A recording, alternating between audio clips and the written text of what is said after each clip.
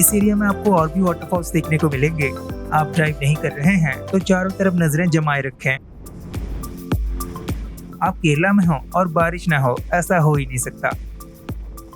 Plain area आते ही काफी सारे पैडी फील्ड्स नजर आते हैं और ये हाउस बोट्स दिखने का मतलब है हम एलेप्पी पहुंचने ही वाले हैं। पर आप कैसे एलेप्पी पहुंच सकते हैं? नियरेस्ट एयरपोर्ट है कोचीन इंटरनेशनल एयरपोर्ट, जो करीब 80 किलोमीटर दूर है एलेप्पी से। एयरपोर्ट से आप बाय टैक्सी एलेप्पी पहुंच सकते हैं। बजट में ट्रैवल कर रहे हैं तो 12 किलोमीटर दूर स्थित अलुवा के बस स्टैंड तक टैक्सी से आके वहां से एलेप्पी जाने वाली बस पकड़ सकते हैं। अगर ट्रेन से आ रहे हैं तो एलेप्पी रेलवे स्टेशन एक मेजर रेलवे स्टेशन है और डायरेक्ट ट्रेन बेंगलुरु और चेन्नई जैसे सिटीज के साथ साथ कोलकाता, मुंबई और न्यू दिल्ली से भी मिल जाते हैं। एलेप्पी के लिए बसेस आपको केरला के हर मेजर सिटीज से मिल जाते हैं। अगर आप ड्राइव करके आना चाहते हैं तो एलेप्पी कासारगोड त्रिवेंद्रम 6 लेन कोस्टल हाईवे प्रोजेक्ट का एक पार्ट है, जिसका काम अभी चल रहा है। इसके अलावा ये शहर बाकी शहरों से बहुत ही अच्छे से कनेक्टेड है रोड नेटवर्क के थ्रू। एलेप्पी एक कोस्टल सिटी है और यहाँ का सनसेट देखने लायक होता है। ये शहर काफी मशहूर है हर साल यहाँ ऑर्गेनाइज किए जाने वाले बोट रेस की वजह से, ऑयल इंडस्ट्री की वजह से और यहाँ की लश ग्रीनरी की वजह से भी। पर जो बातें एलेप्पी को सबसे खास और सबसे अलग बनाते हैं वो है यहाँ के बैक वाटर्स, हाउस बोट्स और वाटरवेज। तो फिर होटल में रूम लेने से पहले ही चलते हैं बैक वाटर्स का एक्सपीरियंस लेने। एलेप्पी आए और बोटिंग ना किए तो फिर क्या किए? तो ये सबसे मैं पहले कर रहा हूँ क्योंकि ये सबसे इम्पोर्टेंट चीज़ है जो कि आपको एलेप्पी में ट्राई करना चाहिए। मैंने अपनी शिकारा राइड बुक करी है, वहाँ से मैं और निशाद भाई भी बैठ गए हैं ताकि मैं भी बोर ना हूँ और वो भी बोर ना हो। हमारी शिकारा राइड स्टार्ट हो चुकी है और इसका ड्यूरेशन होता है 3 घंटे का। नाइट को मैं स्टे नहीं कर रहा हूँ, तो बस एक 3 घंटे का टूर ले रहा हूँ। उसमें कुछ 5-6 पॉइंट्स हैं, दिखाए जाएंगे वो, और एक जगह आपको उतरने का मौका मिलता है। मैं सब कुछ आगे चल के बताता हूँ। अभी मज़े लेते हैं बोट राइड का। उधर से अच्छा व्यू आएगा तो मैं चलता हूँ उधर।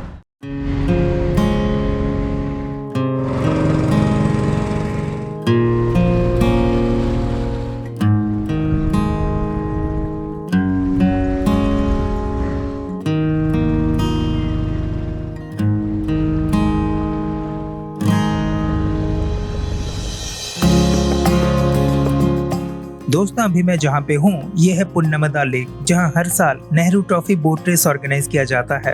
दरअसल ये है एंडिंग पॉइंट, स्टार्टिंग पॉइंट बाद में आएगा। इस साल ये स्पेशल इवेंट सितंबर 28 को होने जा रहा है, जब शायद ये वीडियो भी अपलोड होगा। इस साल के इवेंट में, जो कि नेहरू ट्रॉफी का 70th एडिशन होगा, 74 बोट्स पार्टिसिपेट करेंगे, जिनमें से 19 तो स्नेक्स बोट्स ही होंगे, जिन्हें चंदन वाल्लम्स कहा जाता है। अब आप सोच पा रहे होंगे कि ये कितना बड़ा इवेंट होता है। इस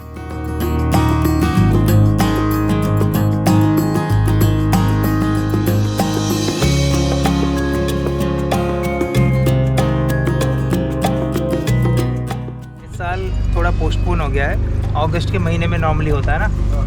हाँ, इस बार अगस्त 2 को होना था, लेकिन वायनाड में जो लैंडस्लाइड और फ्लड वगैरह हो गया, इसलिए इसको थोड़ा पोस्टपोन कर दिया गया। मैं अभी बोट की सबसे प्रीमियम जगह पे बैठा हूँ और एक्चुअली ये एक 8 सीटर है, 6 सीट्स हैं और रिक्लाइनर्स हैं 2, तो टोटल 8 लोग आप बैठ सकते हैं इसमें। मैं इसका 2800 दिया, 2800 3 आवर्स का सिंगल पर्सन, मतलब सिंगल बोट के लिए। एक्चुअली ये रेट है, अभी अगस्त 1st वीक की बात कर रहा हूँ मैं। बाकी अलग अलग सेक्शंस हैं, कहीं पे आपको बस हाउस बोट्स दिखाई देते हैं, कहीं पे बस शिकारा राइड्स। आगे में दिखाई दे रहा है बोट हाउसेस नाइट स्टेज के लिए। इसके 7-8 हज़ार रुपये होते हैं पर नाइट के, और खाना आपका इंक्लूडेड होता है 3 टाइम का।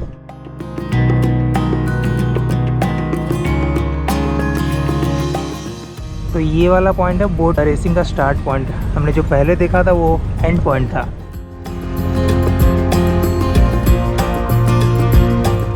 बैक वाटर के बारे में बस सुना ही था, केरला बैक वाटर्स, और पहली बार देखने का मौका मिल रहा है। मज़ा आ रहा है काफ़ी। और अभी आधा घंटा हो चुका है और 2.5 घंटा बचा हुआ है। तो हम यहाँ 3:30 बजे पहुँचे थे, तो 6:30 बजे तक में कर रहे हैं। और देख सकते हैं बहुत सारे लोग मछलियाँ पकड़ते हुए नज़र आएंगे। काफ़ी लोगों के मन में सवाल होगा कि बैक वाटर्स होता क्या है।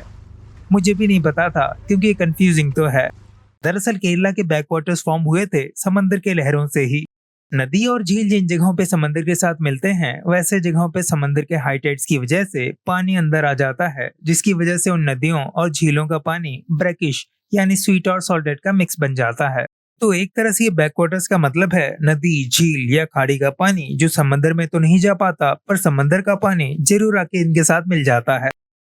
तो रिवर्स, लेक्स और लगून्स का ऐसा अनोखा नेटवर्क जो केरला के नॉर्थ टू साउथ लेंथ के लगभग आधे लेंथ के बराबर का है, बस केरला के टूरिज्म के लिए खास नहीं है, पर यहाँ के इकोसिस्टम के लिए भी जरूरी है, क्योंकि इन्हीं बैकवाटर्स का पानी ज्यादातर खेती में ही इस्तेमाल होता है।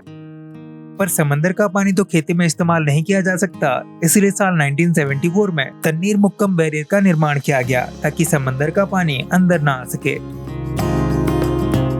तो पेडीफील्ड से भरे एलिप्पी में पहले बोट्स तो इस्तेमाल होते थे बस चावल और स्पाइसेस को ट्रांसपोर्ट करने में, पर आज देखिए इन हाउस बोट्स को देख के लगता है जैसे ये पानी में तैरते हुए लग्जरी होटल्स हों।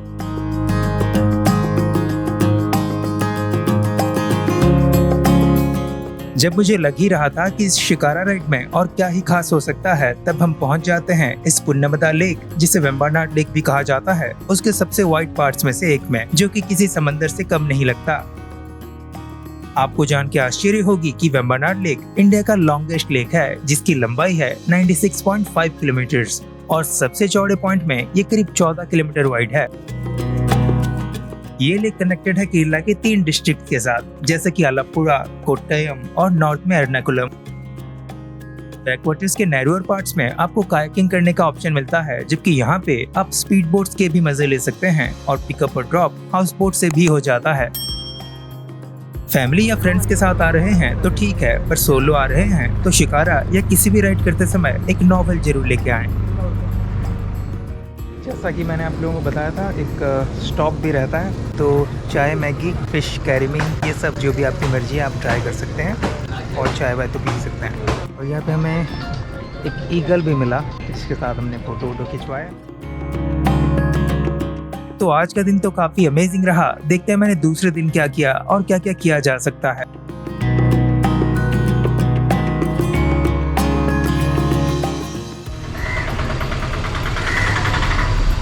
तो गाइस, मैं हूँ एलिप्पी में और ये है होटल से कुछ व्यू, और कुछ ऐसा था यहाँ का रूम। 1500 नॉन एसी का और एसी का 2000 रुपीज़, और बस तो मुझे एक रात के लिए चाहिए था, और फिर भी ये तो काफी अच्छा है। ये तो था रूम टूर। अब निकल पड़ते हैं साइट सीइंग पे। एलिप्पी के बाकी घूमने की जगहों की बात करें तो उनमें से एक बहुत खास जगह है कुट्टानाड। हम इस जगह से होते हुए कल आए भी थे जब हम थेक्कड़ी से यहाँ आ रहे थे। ये इंडिया का लोवेस्ट पॉइंट है, क्योंकि यहाँ का एलिवेशन सी लेवल से 7 फीट कम है, यानी -7 फीट है, और उसमें भी यहाँ पे इतनी मात्रा में राइस फार्मिंग होती है कि कुट्टानाड को राइस बोल ऑफ केरला तक कहा जाता है। कहते हैं कुट्टानाड को सबसे अच्छे तरीके से हाउस बोट से ही एक्सपीरियंस किया जा सकता है।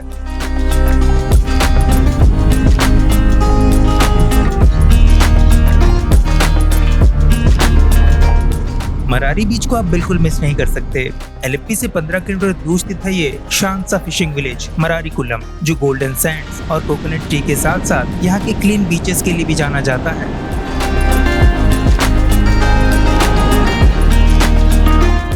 एलिप्पी बीच केरला का एक मस्ट विजिट बीच है। सुबह के टाइम पे यहाँ आए ना आए, इवनिंग में यहाँ पे जरूर आए। 100% रिकमेंडेड। काश मैं यहाँ थोड़ा पहले आया होता।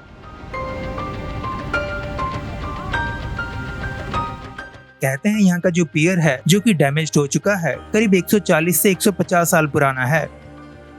एलिप्पी बीच से महज 300 मीटर की दूरी पे है ये लाइट हाउस, और ये भी एक हाईली रिकमेंडेड जगह है।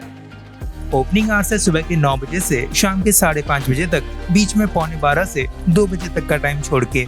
एंट्री फी है कुछ इस प्रकार से।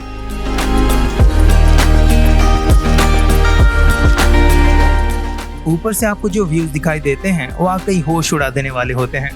एक तरफ आपको दिखाई देता है ग्रीनरी से भरा हुआ एलिप्पी का शहर, तो दूसरी तरफ आपको दिखाई देता है अरेबियन सी, कसारगोड त्रिवेंद्रम हाईवे और रेलवे ट्रैक। अगर आप यहाँ ऊपर हो और एक ट्रेन आ जाएगा तो मजा ही आ जाएगा।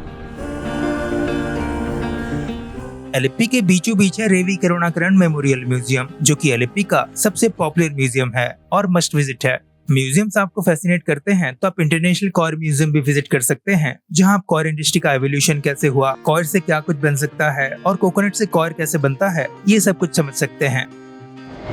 एलेप्पी शहर से इस म्यूजियम की दूरी है 10 किलोमीटर। एलेप्पी से 15 किलोमीटर दूर है अम्बलापुरा श्री कृष्ण स्वामी टेम्पल, जो कि एक बहुत पॉपुलर टेम्पल है जिसे प्रॉपर केरला आर्किटेक्चर स्टाइल में बनाया गया है।